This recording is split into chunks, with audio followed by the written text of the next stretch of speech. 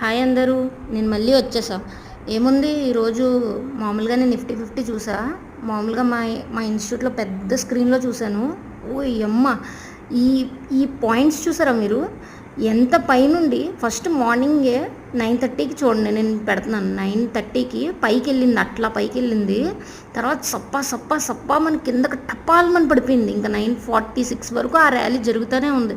చాలా పెద్ద మూమెంట్ అయింది అని అనుకున్నాను. కానీ సరేలే, బాగుంది. ఈరోజు మార్కెట్లో ఏం న్యూస్ వచ్చిందో మరి సూపర్గా కింద పడిపోయింది అనుకున్నా. తర్వాత మళ్ళీ కొంచెం కన్సోలిడేట్ అయింది, కొంచెం పైకి వెళ్ళింది, మళ్ళీ ఆ లెవెల్ బ్రేక్ అయ్యి మళ్ళీ కిందకు వచ్చింది. అంటే ఇంత పెద్ద మూమెంట్ ఏదైతే ఇప్పుడు నిఫ్టీ 50లో మనకు కనిపిస్తుందో, పైన 25,176 నుండి డైరెక్ట్ కిందకి ఒక 100 పాయింట్స్ కింద పడింది కదా, అది తీసుకొచ్చి మనం చార్ట్లో కనుక చూసుకుంటే ఎన్ని పాయింట్స్ పెరిగినట్టు అనుకుంటున్నారు? పిఈ అంటే అది అక్కడ కింద పడిందంటే ఇందులో పెరుగుద్ది కదా. సో ఇక్కడ వచ్చేసి 25 రూపీస్ నుండి డైరెక్ట్ స్ట్రైట్ ఫార్వర్డ్ 80 రూపీస్ వరకు వెళ్ళిపోయింది. అది 82 రూపీస్ వరకు.